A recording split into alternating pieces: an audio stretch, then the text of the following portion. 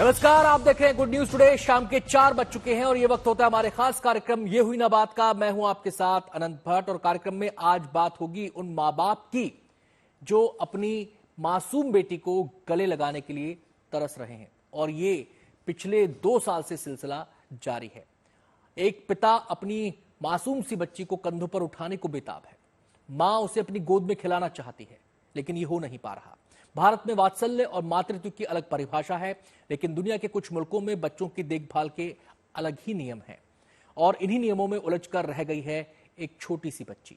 वो अपनी मां से अलग है, वो अपने पिता से अलग है, 7 समंदर पार जर्मनी में रह रही है। उसके माता पिता ने अपनी बेटी को भारत लाने के लिए एक मुहिम छेड़ रखी है, लेकिन क्या है वो कानून जिसने इस बच्ची को अपने मां बाप से दूर कर दिया और वो अपनी मां बाप की देखरेख में नहीं बल्कि एक फॉस्टर होम में पल रही है।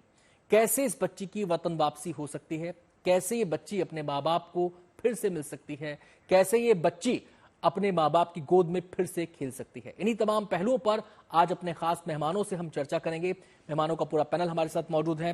धारा शाह भी हमारे साथ मौजूद हैं जो कि उस बच्ची की माताजी हैं, उनसे भी हम बातचीत करेंगे। लेकिन चर्चा को आगे बढ़ाएं, चर्चा की शुरुआत करें उससे पहले ये रिपोर्ट आपको दिखाते हैं।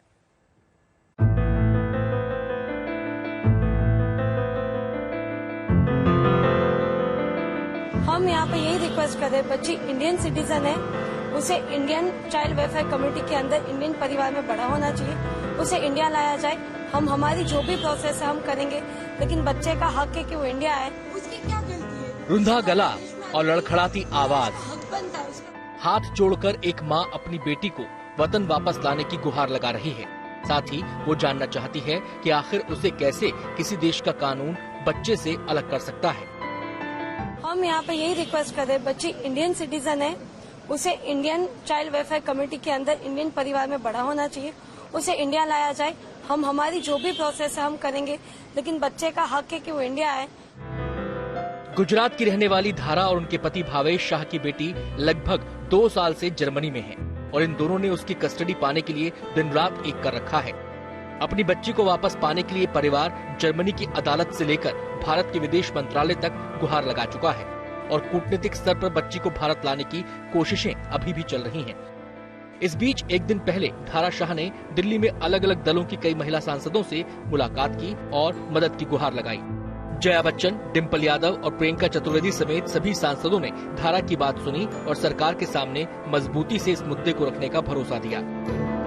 हम ये चाहते हैं कि वो हिंदुस्तान की बेटी है, उसको अपने देश में भेज देना चाहिए। तो ये दुख है, फॉस्टर केयर में भेजना है, आपने जजमेंट लिया है तो वो इंडियन फॉस्टर केयर में रहें।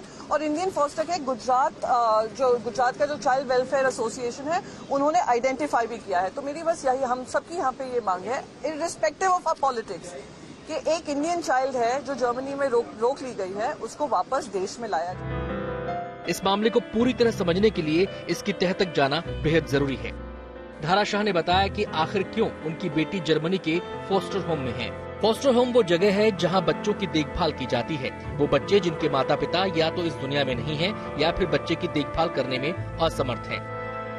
बच्ची को एक्सटर्नल पेरिनियल एरिया में चोट लगी थी, डॉक्टर के पास गए थे तो उन्होंने चाइल्ड सर्विसेज को इन्फॉर्म करके बच्ची को उन्हें दे दिया।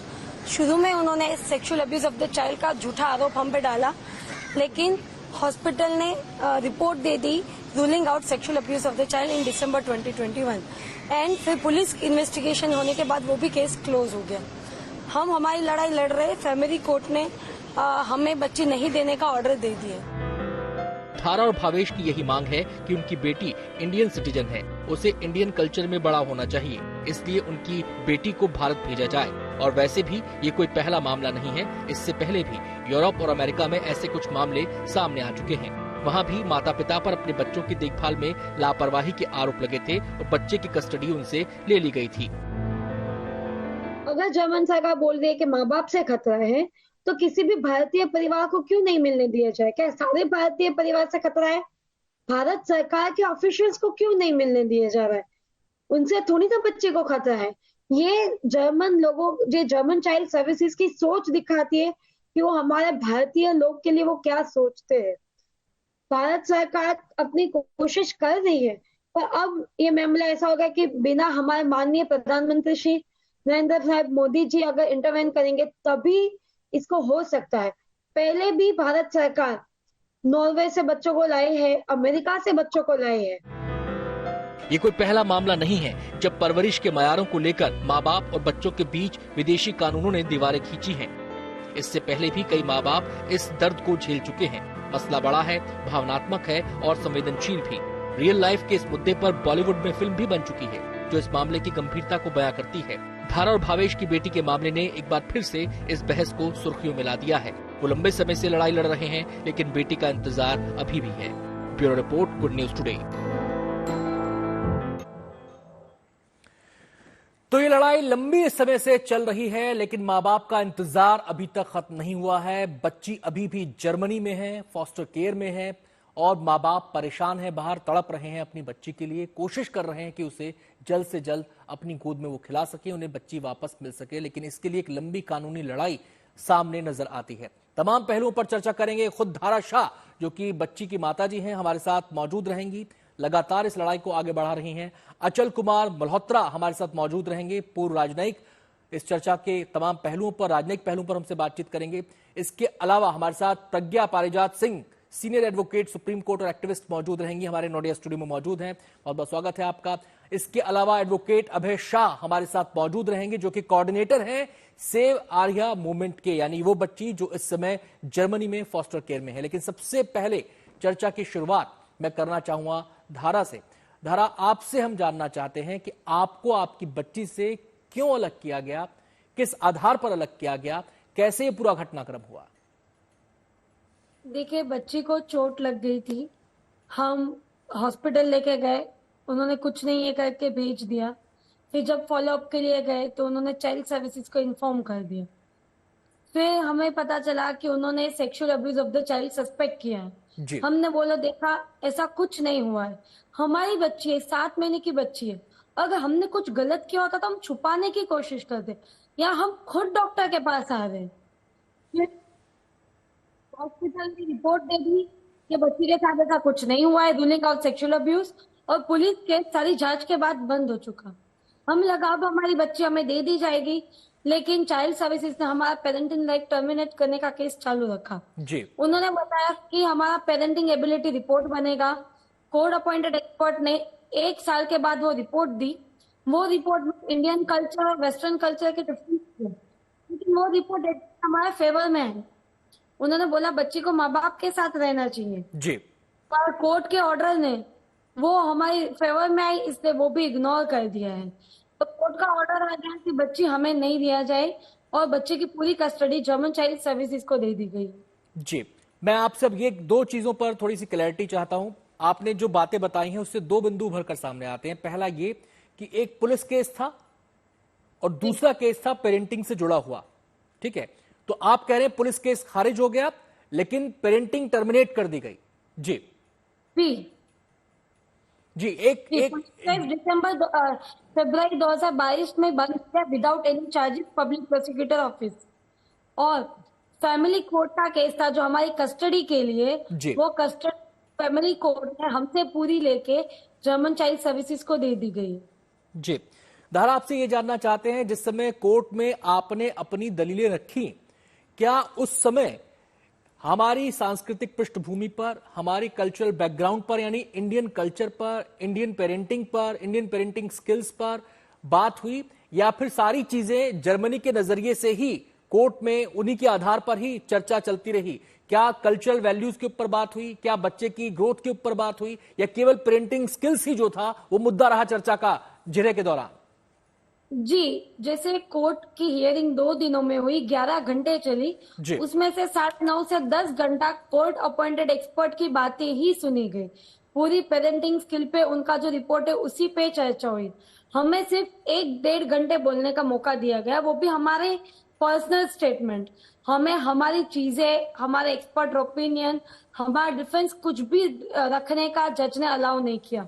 हमारे एक्सपर्ट को हम टेस्टिफाई करने का के लिए हमने पूछा लेकिन जज ने उन्हें भी टेस्टिफाई करने का मौका नहीं दिया। यहाँ तक हमारे लॉयर को भी वो एक्सप्लेन करने का मौका नहीं दिया, सिर्फ जी। एक ही पक्ष की बात सुनी गई। मैं आता हूं धारा आपके पास। मैं अभय शाह जी का यहां पर फिलहाल रुख करना चाहूंगा। अभय जी, आपको बता दें हम कि अभय जी, ये जो पूरी मुहिम है इस बच्ची को वापस उसके पेरेंट्स तक पहुंचाने की, पेरेंट्स के पास लाने की, उस मुहिम से जुड़े हुए हैं, उसके कोऑर्डिनेटर हैं। हम अभय जी आपसे जानना चाहते हैं कि ये लड़ाई कितने स्तरों पर लड़ी जा रही है और इसके लिए क्या क्या प्रयास अब तक किए गए हैं और क्या क्या प्रयास किए जा रहे हैं। जर्मनी की चुंगाल में फंसी हुई भारत की बेटी 2 साल की मासूम परी को भारत की भूमि में वापस लाने के लिए हर संभव प्रयास पूरे भारतवासी कर रहे हैं। जिस आपदा की क्षणों में, कटोकटी की पल में यह बच्ची फंसी हुई है, उनको बचाने के लिए सरकार के पास, प्रशासन के पास, विदेश मंत्रालय के पास, जर्मन एम्बेसी के पास सब लोग मिलकर करबद्ध प्रार्थना कर रहे हैं कि यह बच्ची मासूम है। यूनाइटेड नेशंस का कन्वेंशन है जी। चाइल्ड राइट्स के ऊपर, उनके अंदर अगर बच्ची को फोस्टर केयर में रखना हो तो उसका लैंग्वेज, उसका कल्चर और इसका रिलीजियन, यह भी राइट्स का ध्यान रखना होता है जी। लेकिन यह प्राइमा फेसी केस है जिनके अंदर 2 साल की नन्ही परी अरिहा के मानव अधिकार का, बाल अधिकार का खुले आम हनन हो रहा है। वर्तमान समय के अंदर अरिहा का फोस्टर केयर ट्रांसफर हो गया है और मेंटली एब्सेंट बच्चों के साथ हमारे हिंदुस्तान की बेटी अरिहा को रख रहे हैं। यह सबसे बड़ा घिनौना अपराध है। अच्छी तरह से जीने वाली बेटी जो मेंटली एब्सेंट नहीं है, उनके साथ हमारी अरिहा को रखना यह बहुत बड़ा अपराध है और उनके मानव अधिकार का हनन है जी। उनके लिए हम भारत सरकार को, भारत के सभी सर्वोच्च पंचायत संसद में बैठे हुए हमारे आदरणीय सांसद सभ्यों को, ऑनरेबल मेंबर ऑफ पार्लियामेंट को, सभी राजकीय पक्ष के नेताओं को प्रार्थना कर रहे हैं, गुहार लगा रहे हैं कि हिंदुस्तान की बेटी को जो दर्द से वो गुजर रही है, जो पीड़ा से वो गुजर रही है, उनमें से उनको मुक्त कराए। नर्क जैसी वेदना वहां पे उनको हो रही है, हम उसकी कल्पना भी नहीं कर सकते हैं। उसके कंगाल में से बचाने के लिए हम हर संभव प्रयास कर रहे हैं। अबे, आपने अभी बताया कि बच्ची को जो पहले जहां पे रखा गया था, अब खास बच्चों के साथ उसको रखा जा रहा है। क्या इसके लिए कोई साइकोलॉजिकल ग्राउंड दिया गया है? जी, मेंटली एब्सेंट के साथ उनका ट्रांसफर कर दिया। वो किस रीजन पे किया वो भारत सरकार को पूछना होगा, क्योंकि वो भारत की नागरिक है, इंडियन सिटीजन है और उनके ऊपर और क्रूरता तो अब उनसे आगे हो रही है। उनके माता पिता को एक महीने के अंदर, मास के अंदर 2 बार उनकी अपॉइंटमेंट होती थी, उनकी मुलाकात होती थी, विजिटेशन होता था, वो विजिटेशन भी कैंसिल कर दिया। यह सबसे घिनौनी बात है और इस तरह से हमारी मां से उनकी बेटी को मिलने भी नहीं दे रहे हैं। यह बहुत बड़ी क्रूरता हो रही है। उनके खिलाफ हमारी भारत सरकार को, हमारे विदेश मंत्रालय को आवाज उठाना होगा। अब मैं आपके पास लौटता हूं। मैं सीधे इस समय रुख करना चाहूंगा अचल जी का, जो कि पूर्व राजनयिक के तौर पर हमारे साथ जुड़े हुए हैं। तमाम जो इसके कूटनीतिक पहलू हैं उस पर भी बात करना जरूरी है। अचल जी, अलग अलग देशों में हमारे कॉन्सुलेट हैं, हमारे दूतावास हैं, और जब ऐसे मसले आते हैं तो उनमें उनकी एक एक्टिव भूमिका हो जाती है, क्योंकि लोग वहां पर जाते हैं, मदद की गुहार लगाते हैं। आप जो है उनका पक्ष सामने रखते हैं दूतावासों के जरिए। तो इस केस के अंदर यहां पर कैसे हमारे जो राजनयिक हैं वहां पर जर्मनी में मौजूद, वो अपना रोल कैसे प्ले कर सकते हैं? क्या भूमिका उनकी हो सकती है? कैसे दबाव डाला जा सकता है कूटनीतिक स्तर पर? देखिए, सबसे पहले तो मैं ये बताना चाहूँगा कि जितने भी भारत के दूतावास हैं, कॉन्सुलेट्स हैं, एम्बेसीज हैं, उनका एक बहुत सारे ऑब्जेक्टिव्स हैं, लेकिन एक प्राइमरी ऑब्जेक्टिव ये भी है कि जितने भी हमारे इंडियन नेशनल्स उनकी जुरिस्डिक्शन में रह रहे हैं, उनकी देखभाल करना, उनकी वेलफेयर के बारे में बात करना, और अगर किसी मुसीबत में फंसते हैं तो उनकी मदद करना। अब मान लीजिए उनके खिलाफ कोई कानूनी कार्रवाई होती है तो सबसे पहले होता है कि हम लोग काउंसलर एक्सेस मांगते हैं, जिसका मतलब है कि लोकल गवर्नमेंट को हमें हमारे दूतावास के अधिकारियों को इस बात की इजाजत दी जाती है कि वो जाके उनसे मिले, अपने इंडियन नेशनल से उनसे बात करें और उनके लिए कानूनी जो सलाह और कानूनी मदद उसकी व्यवस्था करने में पूरा उन्हें उनका जो है। और वो डिप्लोमेटिक डिमार्शेस होते हैं जिसपे हम आर्ग्यूमेंट करते हैं कि भाई किस अगर तो बिल्कुल ही कानूनी लड़ाई है तो बात अलग हो जाती है, लेकिन इस गिवन केस में ये देखिए, अभी जहां तक मैं जानता हूं भारत का दूतावास, भारत की तरफ से काफी जोर लगाया जा चुका है ऑलरेडी। कई डिफरेंट लेवल्स पे हमने इस बात को उठाया है, और एडवोकेट साहब भी जिस का जिक्र कर रहे थे कि सबसे बड़ी बात यह है कि इतनी छोटी सी बच्ची के सोशो कल्चरल, रिलीजियस और लिंग्विस्टिक राइट्स, उनका हनन हो रहा है। ये दुर्भाग्य की बात है कि हमारे वेस्टर्न और एशियन कल्चर्स में इतने ज्यादा गैप्स हैं इंटरप्रिटेशन के। पेरेंटिंग को जो कॉन्सेप्ट है पेरेंटिंग का, वो टोटली डिफरेंट है वहां पे, और हमारे यहाँ बिल्कुल अलग है। तो जरा सी बात का बतंगड़ वो वहां बना देते हैं। एक्चुअली मैं बहुत से ऐसे LRIs को भी जानता हूँ जो कई साल से रहते थे, जिनके बच्चे बड़े हो जाते हैं उस माहौल में, तो वो अपने पेरेंट्स को ही हड़काने लग जाते हैं कई बार कि भाई आपने ऐसा किया तो मैं पुलिस बुला लूंगा। तो ये कल्चरल गैप भी है हम लोग। बट अच्छा जी, मैं आपसे जी अपनी बात पूरी करें, आप अपनी बात पूरी करें, फिर मैं यही कहना चाह रहा हूँ कि अल्टीमेटली जो है हमें डिप्लोमेटिक प्रेशर बढ़ाना पड़ेगा और पॉलिटिकल इंटरवेंशन की भी जरूरत पड़ सकती है, और हाईएस्ट लेवल पे हमें इसे उठाना ही पड़ेगा। और मुझे लगता है कानूनी तौर से भी हमारा हक बनता है, क्योंकि आफ्टर ऑल वो इंडियन नेशनल है, कोई जर्मन नेशनल नहीं है। अचल जी, मैं यहाँ पे आपसे एक सवाल पूछना चाहता हूँ।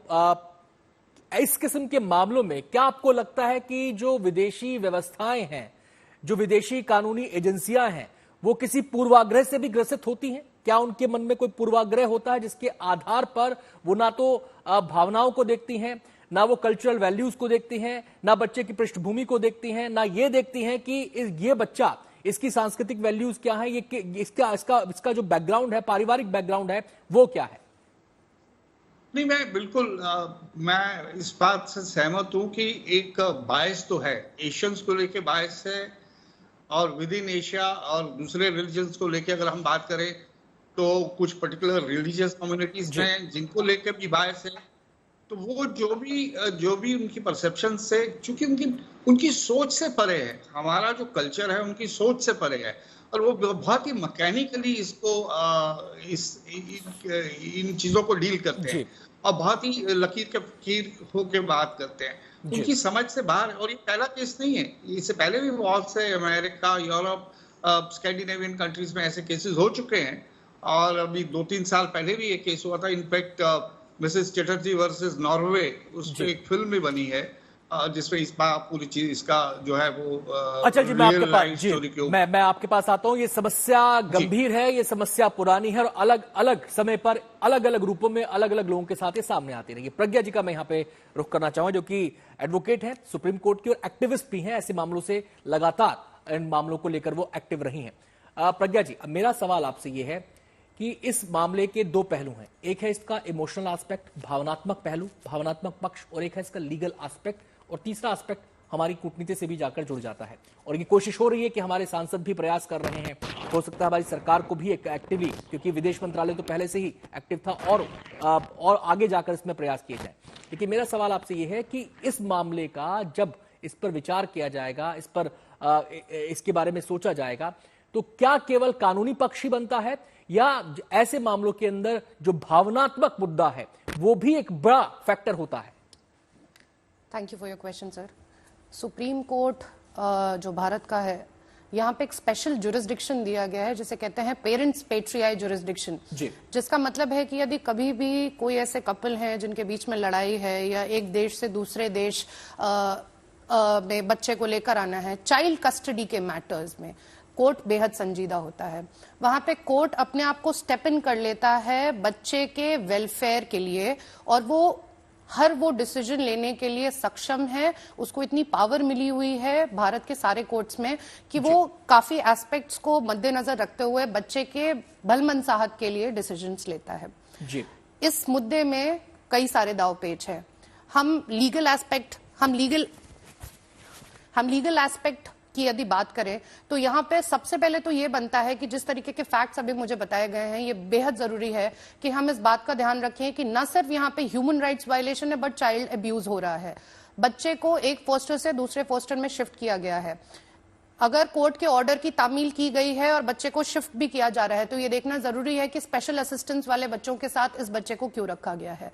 मुझे ज्ञात हुआ है कि बच्चा जैन कम्युनिटी से है, वो शाकाहारी है, उसे मांसाहार फीड किया जा रहा है। हमारा कल्चर बहुत डिफरेंट है, बहुत अलग अलग तरीके के यहाँ पे हमारी परवरिश और डिफरेंट वे में बच्चा ग्रो करता है। तो इंडिया के कोर्ट्स भी, स्पेशली सुप्रीम कोर्ट, जब भी कस्टडी के मैटर्स को निर्धारित करता है तो वो सिर्फ लीगल एस्पेक्ट पे नहीं, बच्चे का ओवरऑल वेलफेयर, बच्चे का जो है किस तरीके से उसकी परवरिश इस तरीके से बैलेंस्ड वे में की जाए कि सारे एस्पेक्ट्स का ध्यान रखा जाए, इस चीज पे वो केंद्रित रहता है। प्रज्ञा जी, मेरा अगला सवाल आपसे ये है कि हम देखते हैं अक्सर जो ऐसे ह्यूमन ग्राउंड्स वाले मामले होते हैं, हमारा सुप्रीम कोर्ट बहुत एक्टिवली सुओ मोटो कॉग्निजेंस उनका ले लेता है, स्वतः संज्ञान उनका ले लेता है। क्या इस मामले में वो आधार है कि हमारा सुप्रीम कोर्ट इसका स्वतः संज्ञान ले, इस मामले में कोई डायरेक्शंस, कोई निर्देश जारी करे? बेशक, मुझे लगता है सरकार की तरफ से, राजनयिक की तरफ से ये जो प्रेशर्स बनाए हुए हैं, सिमिलरली जुडिशरी को यहाँ पे फोरफ्रंट में आते हुए सुओ मोटो कॉग्निजेंस लेने चाहिए। सुप्रीम कोर्ट के पास आर्टिकल 32 है जिसमें रिट जुरिस्डिक्शन के तौर पे पेरेंट्स मूव कर सकते हैं कि बच्चा दूसरे देश में है और जिस तरीके के बच्चे के साथ अब्यूजेस हो रहे हैं, इन सब चीजों को मेंशन किया जाए। जो ये इन्होंने बताया कि रिपोर्ट में ये क्लियर चिट दे दी गई कि बच्चे के साथ सेक्सुअल असॉल्ट नहीं हुआ है और वो चार्जेस को ड्रॉप करके नेग्लिजेंस के चार्जेस यहाँ पे लगे हैं। क्या आप इन सारी बातों को फोरगो करके लीगल एस्पेक्ट्स पे आप बायोलॉजिकल पेरेंट्स से इतने छोटे बच्चे को दूर कर सकते हो? ऑल द मोर वो डॉटर है, माइनर है। इन सारे मैटर्स में कोर्ट बहुत संजीदा है। मुझे लगता है सुओ मोटो कॉग्निजेंस भी कोर्ट ये चीज परस्यू कर सकती है। इफ नॉट, देन यहाँ पे पेरेंट्स को अंडर आर्टिकल 32 सुप्रीम कोर्ट को जरूर मूव करना चाहिए। जी प्रज्ञा जी, मेरा एक और सवाल आपसे है। जो विदेशी कानून है, मैं बहुत सारे देशों के कानून के बारे में पढ़ रहा था, उन कानूनों को पढ़ने के बाद ऐसा लगता है कि चाइल्ड राइट्स को लेकर बहुत ज्यादा सेंसिटिव है और एक अलग नजरिए से वो चीजों को, अलग धरातल पर वो चीजों को सोचते हैं। लेकिन जब बात आती है बच्चे के लीगल राइट्स की, तो माँ बाप का प्यार पाना भी तो उसका लीगल राइट है, इमोशनल बॉन्डिंग भी तो उसका लीगल राइट है। जब हम कानूनी तौर पर इस लड़ाई को लड़ते हैं तो ये कितने बड़े फैक्टर उभर कर सामने आएंगे? ये बहुत ही इंपॉर्टेंट फैक्टर्स हैं और इन बातों को इग्नोर नहीं किया जा सकता है। अगर हम इंटरनेशनल लॉज भी पढ़ें, क्योंकि ऐसे मैटर में अनफॉर्चुनेटली इंडिया अभी भी हेग कन्वेंशन का पार्ट नहीं है जो 1980 में आया था, जिसकी वजह से हमारे लिए चीजें काफी शायद आसान हो जाती। इनफैक्ट लॉ कमीशन की रिपोर्ट्स भी आई 218, जिसमें उन्होंने क्लियरली कहा था कि मुझे लगता है टाइम राइप है जब इंडिया को सिग्नेटरी बनना चाहिए ऐसे केसेस में जहां पर एक देश से दूसरे देश में बच्चे की चाइल्ड कस्टडी की चीजें होती हैं। ऐसे मैटर्स में डायरेक्टली आईसीजे को अपील किया जा सकता था, लेकिन चूंकि हमारा यहाँ पे as of now, as on date, India signatory नहीं है, ये कहीं ना कहीं हम थोड़े बैकफुट पे आ जाते हैं। लेकिन कभी भी अगर बच्चे का वेलफेयर हमें कंसर्न देखना है तो यहाँ पे सारे एस्पेक्ट्स का ध्यान दिया जाएगा। क्या पेरेंट्स का कोई क्रिमिनल एंटीसीडेंट है? 7 महीने की बच्ची, उनका कंडक्ट क्या था? 7 महीने की बच्ची के साथ यदि आप कह रहे हैं कुछ इस तरीके का हरकत हुई है तो वो क्या खुद जाएंगे हॉस्पिटल लेके? लेकिन वो तो बात खुद उनकी पुलिस ही खारिज कर चुकी है। एग्जैक्टली। तो एक जो रिपोर्ट हमारे पास आई है, मुझे लगता है हमें सिर्फ इस पे सरकारी अभी 2 टूक प्रेशर होना चाहिए। बच्चे को यहां पे लेकर आना है, नंबर 1, और नंबर 2 लीगल फ्रंट पे हमें बैटल करनी है ताकि बच्चे को जस्टिस मिल सके, क्योंकि बच्चे के साथ गलत हो रहा है। धरा, मेरा अगला सवाल आपसे ये है, क्या आपको लगता है कानून की आड़ में आपको प्रताड़ित किया गया? बच्ची के माता पिता होने के नाते आपको प्रताड़ित किया जा रहा है? जी, मैं ये बोल सकती हूँ कि आप सोचिए, अगर उनका मानना है कि माँ बाप ने कुछ गलत किया या कुछ भी है तो हम आजाद कैसे हैं? हम तो इंडिया आ रहे हैं, वापस जा रहे हैं, हमारा वीजा एक्सटेंड हो रहा है, हम तो सब नॉर्मल लाइफ जी रहे। हमको आजाद रखा, बच्ची को कैद में कर दिया है। जैसे सर ने अभी बताया था कि कॉन्सुलर एक्सेस सब एक क्रिमिनल का भी राइट होता है। अरिहा ने तो कोई क्राइम नहीं किया है, तो इसे जर्मनी में कोई इंडियन कम्युनिटी से मिलने क्यों नहीं दिया जा रहा है? इंडियन एम्बेसी को भी क्यों एक्सेस नहीं है? क्या उनसे डेंजर है? कॉन्सुलर एक्सेस एक क्रिमिनल को राइट है, तो बिटिया को तो क्रिमिनल से भी खराब तरीके से ट्रीट किया जा रहा है जी। उसको तो वो भी एक्सेस नहीं किया जाए। अगर आपको कानून का पालन करना है तो पूरी तरीके से कीजिए जी, बच्चे को उसका हक भी दीजिए। जब ये फैसला आपको सुनाया गया तो बच्ची से मिलने के क्या नियम कायदे तय किए गए और आपको कितने दिन तक मिलने दिया गया? हमें जब फैसला आया तो हमें 15 दिन में 1 घंटा मिलने का कोर्ट ने ऑर्डर दिया है जी। लेकिन फिलहाल जर्मन चाइल्ड सर्विसेज ने हमारी सारी मीटिंग कैंसिल कर दी है। जब तक हमारी चाइल्ड सर्विसेज से मुलाकात नहीं होगी हमें इस पे आगे कोई इन्फॉर्मेशन नहीं मिल सकती, तो उसी के बाद ही हमें कुछ पता चलेगा। वरना 1 तारीख को अरिया की विजिटेशन थी पर वो कैंसिल कर दी गई है। जी, लेकिन ये मीटिंग क्यों कैंसिल की गई, इसके बारे में कुछ बताया गया आपको कि इस आधार पर मीटिंग कैंसिल की जा रही है, इस आधार पर आपने मिल सकते? जी नहीं, उन्होंने बताया उनको कुछ बात करनी है, तो हमने बोला आपको जो भी बात करनी है जल्द से जल्द अपॉइंटमेंट दीजिए, हम जल्द से जल्द बात करके जो भी है क्लियर करना चाहते हैं ताकि हम बिटिया को मिल सके, पर उन्होंने कोई जानकारी हमें अभी तक नहीं दी गई है। अच्छा, ना तो ये बताया कि बात कब करेंगे, किन पॉइंट्स पर बात करेंगे, क्यों मीटिंग कैंसिल, ऐसा कुछ जानकारी आपको नहीं दी गई है? नहीं, कुछ जानकारी नहीं है जी। आपको क्या लगता है कि भला आपकी सोच क्या कहती है कि क्यों मीटिंग को कैंसिल किया गया? मुझे समझ में ही नहीं आ रहा है कि क्यों किया गया है। मतलब मेरी सोच से परे, कानून का ऑर्डर है, अगर और विजिटेशन भी होता है तो सोशल वर्कर के सुपरविजन में होता है जी। तो मीटिंग कैंसिल करने का क्वेश्चन रीजन क्या है वो मेरी समझ से परे। उनको कुछ सवाल है तो हमें एटलीस्ट पूछे, कब मीटिंग देंगे पता नहीं। हमने बोला है जल्द से जल्द दीजिए मीटिंग ताकि हम जल्द से जल्द सारी चीजें आगे बढ़ा पाए। धारा, सुनवाई के दौरान आपकी बातों को, आपके मुद्दों को नहीं सुनना, पहली बात। दूसरी बात, लिमिटेड मीटिंग, लिमिटेड एक्सेस देना बच्ची के लिए, बच्ची के साथ पेरेंट्स का। तीसरी बात, बिना बताए मीटिंग्स को भी कैंसिल कर देना। चौथी बात, काउंसलर एक्सेस नहीं देना। ये तमाम बातें क्या लगता है आपको कि आप इससे प्रताड़ित हो रही हैं? जी, और हमारा छोड़िए, हम तो बोल सकते इससे बच्ची प्रताड़ित हो रही है, बच्ची पे गुजर रही है। मैं आपको बोल भी सकती हूँ, मेरी 2.5 साल की बिटिया अरिहा बोल भी नहीं सकती। वो अभी किस हालत में है, कहाँ पे है, किसी को नहीं पता।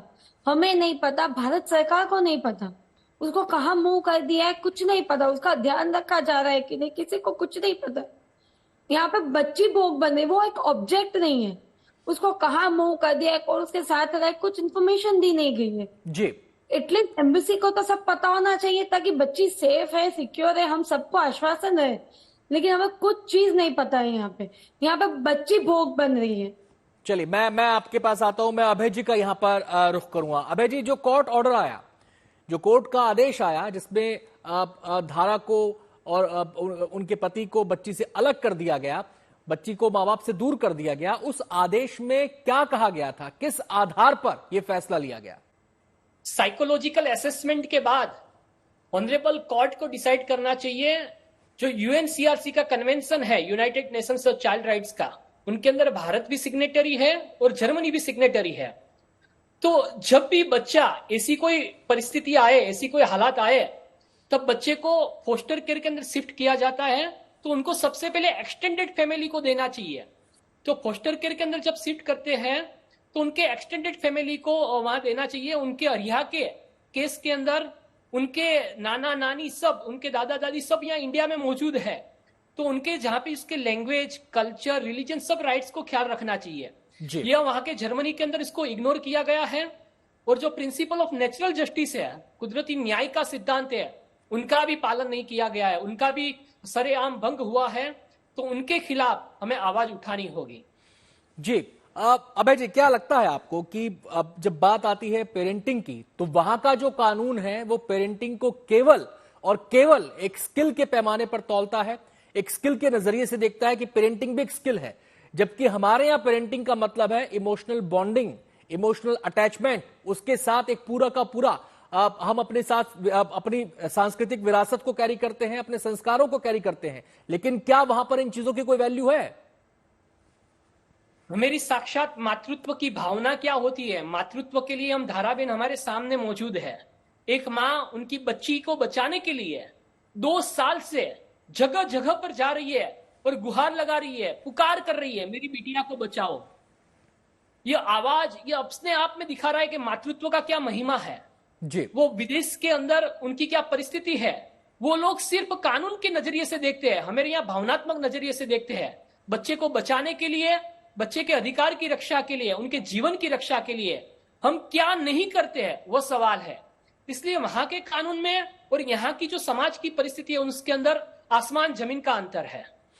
जी अभय जी, मैं सीधे अचल जी का यहाँ पे रुख करूंगा। अचल जी, जब इस किस्म के मसले आते हैं, क्योंकि देशों के एक दूसरे के यहाँ दूतावास होते हैं, कॉन्सुलेट्स होते हैं, उसके जरिए व्यापार को बढ़ाया जाता है, उसके जरिए आर्थिक सामाजिक जो संबंध होते हैं उनको मजबूत किया जाता है, सांस्कृतिक आदान प्रदान होता है। लेकिन जब ऐसे मसले सामने आ जाते हैं जिसमें कल्चरल डिफरेंसेस बहुत बड़ा आधार बन जाते हैं, ये जो गैप है, ये जो समझ है, ये जब अब बिल्कुल भिन्न हो जाए तो ऐसे में क्या लगता है कि ऐसे मसले दो देशों के कूटनीतिक संबंधों पर भी असर डाल सकते हैं क्या? या देखिए, अल्टीमेटली कहीं ना कहीं तो ये रिफ्लेक्ट होते हैं, एक इरिटेंट बन ही जाते हैं। बट अफसोस की बात यह है कि कई बार जो होता है, छोटे इरिटेंट्स जो होते हैं वो अगर आप बड़े कैनवस पे देखें, अगर मान लीजिए आज ही की तारीख में इंडिया या जर्मनी के रिश्तों को देखा जाए, इंडिया फ्रांस के रिश्तों को या अमेरिका के रिश्तों को देखा जाए, तो ये जो इरिटेंट्स हैं या इस तरह की बातें हैं, ये कहना बड़ा मुश्किल है कि क्या ये अमेरिका और इंडिया के रिश्तों पे एक असर डालेगा, अमेरिका और जर्मनी के रिश्तों पे असर डालेगा या नहीं। बहरहाल ये इशू बन जाता है और हर बायलैटरल फोरम में इसे डिस्कस किया जाता है और कोशिश की जाती है कि किसी ना किसी तरह से इसे रिजॉल्व किया जाए। और मुझे लगता है कि इस गिवन केस में तो हमारा केस काफी स्ट्रांग है, क्योंकि इसमें ना सिर्फ लीगल पॉइंट ऑफ व्यू से बल्कि सोशल, कल्चरल और जो दूसरे एस्पेक्ट्स हैं, एक छोटी सी बच्ची को अपने माँ बाप से अलग रखना, तो इस कल्चरल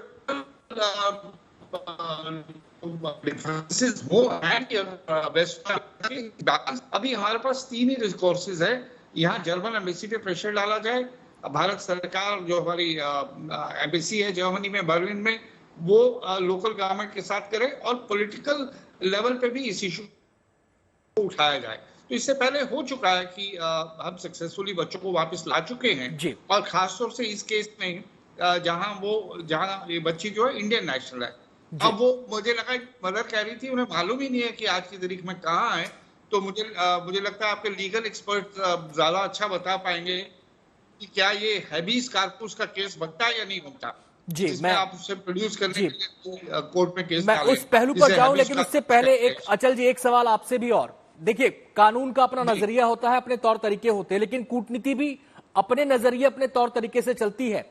अभी मुझे लगता है कि कूटनीति उतने एक्टिवली इसमें क्या इन्वॉल्व हुई है इस केस के अंदर, और जो स्टेचर विश्व कूटनीति के अंदर, वर्ल्ड डिप्लोमेसी के अंदर इस समय भारत का है, जो स्टैंड भारत का है, जो आपसी रिलेशन कॉर्डियल है यूरोपीय देशों के साथ, वो भारत के हैं, वो एक बड़ा रोल प्ले कर सकते हैं यहां पर चीजों को सुलझाने में, एक नए नजरिए से देखने में।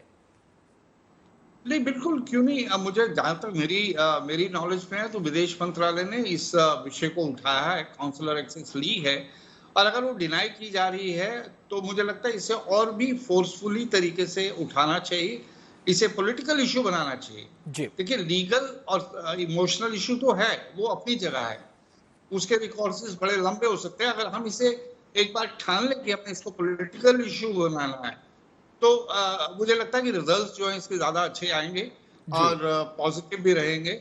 और अब ये अगर लीगल और इमोशनल बेसिस पे हमारी फेवर में डिसीजन नहीं ले पा रहे, तो डेफिनेटली पॉलिटिकल इंटरवेंशन से ही किया जाएगा।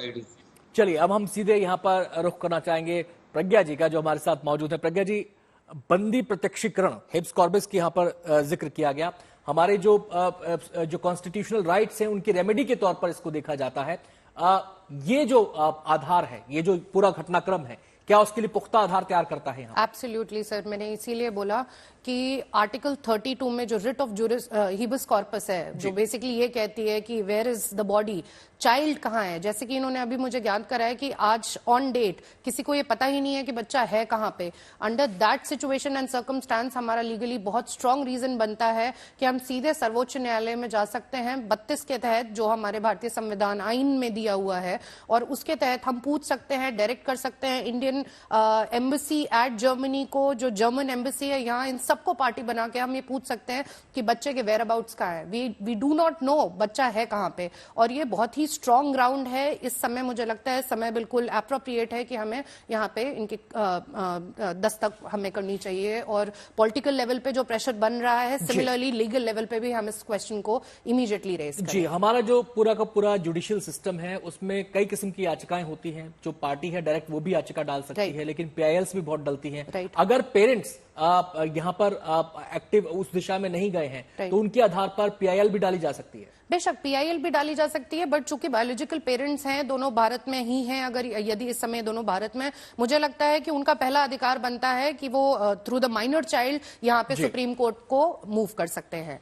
PIL भी बन सकती है, कोर्ट सुओ मोटो कॉग्निजेंस भी ले सकता है, बट राइट नाउ मेरा सुझाव ये रहेगा कि चूंकि दोनों पेरेंट्स हैं, ये यहाँ पे पार्टी बने और कोर्ट के माध्यम से। प्रज्ञा जी, मैं आपको अभी थोड़ा सा यहाँ पर रोकूंगा, लेकिन इस बीच अच्छी खबर, बड़ी खबर ये आ रही है इस मामले से जुड़ी हुई कि विदेश मंत्रालय ने कहा है कि इस पूरे मामले को बेहद गंभीरता से लिया जा रहा है, इस पूरे मामले को उच्च स्तर पर प्राथमिकता दी जा रही है। ये ब्रेकिंग न्यूज ज्यादा हम दिखा रहे हैं। जर्मन अधिकारियों के संपर्क में है विदेश मंत्रालय के अधिकारी, विदेश मंत्रालय की तरफ से बयान आया है, जर्मनी से बच्ची को जल्द से जल्द वापस करने को कहा गया है। यानी कि जो मुहिम आर्या के पेरेंट्स चला रहे हैं, उस मुहिम का सकारात्मक नतीजा आने वाले दिनों में दिख सकता है। विदेश मंत्रालय के बयान का लब्बो-लुबाब यही है कि उच्च प्राथमिकता पर इस पूरे मामले को लिया जा रहा है।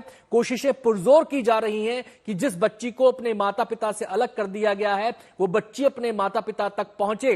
धारा, सबसे पहले आपकी ही प्रतिक्रिया इस खबर पर लेना चाहेंगे। विदेश मंत्रालय की तरफ से बयान आया है। मुझे नहीं पता भाई।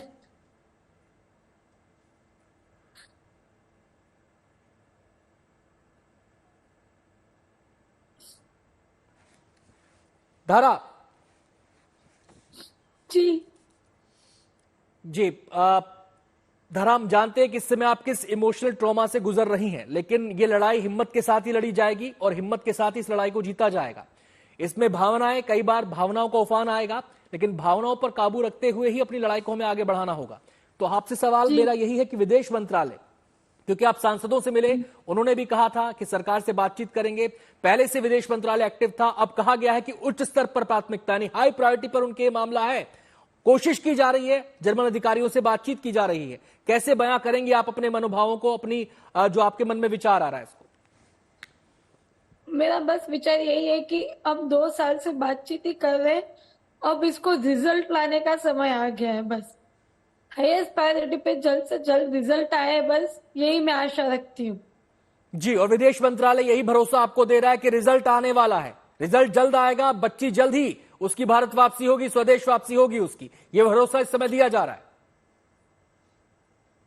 अगर ये स्टेटमेंट आया है तो मैं बस, अब मेरी आशा और ज्यादा दिख रही है मुझे, और ज्यादा हमारी भारत सरकार पर भरोसा हो रहा है कि बस अब बिटिया जल्द से जल्द इंडिया में होगी जी। तो एक और हमारी मोदी जी एक और जानकारी आपको दे दें कि जर्मन राजदूत को भी बुलाया गया है इसी विषय पर बात करने के लिए। क्या आपको लगता है कि इन कदमों से एक सकारात्मक नतीजा आएगा? ये जो मुहिम GNT पर चली, इसका एक सकारात्मक नतीजा आएगा? जी, जैसे अचल सर ने बोला कि हमें इसको पॉलिटिकल, मानवता, सारे तरीके से लेना चाहिए, और अगर ये इस तरीके से लिया जाएगा तो जल्द से जल्द अरिहा को न्याय मिलेगा। जी, जल्द से जल्द अरिहा को न्याय मिलेगा। चलते चलते, क्योंकि समय की कमी है इस समय, आपसे धारा, चलते चलते आप क्या कहना चाहेंगी? आपकी अपील क्या होगी चलते चलते?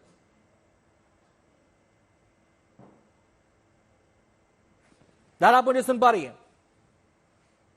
सॉरी, आवाज कट गई थी आप जी। आप अपील क्या करना चाहेंगी? क्योंकि विदेश मंत्रालय कह रहा है कि कोशिशें की जा रही हैं, जल्द सकारात्मक नतीजा आएगा। आप क्या कहना चाहती? बस मेरे हाथ जोड़ के एक ही विनती है, विदेश मंत्रालय अपना काम कर रहा है, लेकिन जैसे अचल सर ने बोला, हमारे दोनों वकीलों ने बोला, इससे हाईएस्ट लेवल पर लेना पड़ेगा। मेरी बस मोदी जी से यही गुहार है कि उनके इंटरवेंशन से ये मामला जल्द से जल्द सॉल्व हो सकता है, और मोदी साहब के इंटरवेंशन से एरिया जल्द से जल्द भारत आए। प्लीज मोदी जी, आप हमारी भारत के बच्चे को जल्द से भारत लेते हैं। हमारी भी शुभकामनाएं यही हैं आप धारा, और हमारी उम्मीद भी ये है कि जो प्रयास विदेश मंत्रालय की तरफ से किए जा रहे हैं, भारत सरकार की तरफ से किए जा रहे हैं, जो मुहिम आपने चलाई है, उसका सकारात्मक नतीजा आएगा। बच्ची बहुत जल्द आपसे मिल पाएगी, बच्ची की वतन वापसी सुरक्षित होगी, यही शुभकामना हम भी करते हैं और यही उम्मीद हम भी करते हैं। तमाम मेहमानों का बहुत बहुत शुक्रिया। धारा, आपका भी बहुत बहुत शुक्रिया हमारे साथ इस चर्चा में शामिल होने के लिए। तो सकारात्मक नतीजे की उम्मीद जगी है। विदेश मंत्रालय ने कहा है कि हाई प्रायोरिटी पर इसको हम ले रहे हैं, तमाम स्तरों पर बातचीत की जा रही है और सकारात्मक नतीजा जल्द सामने आ सकता है। कार्यक्रम में इतना ही।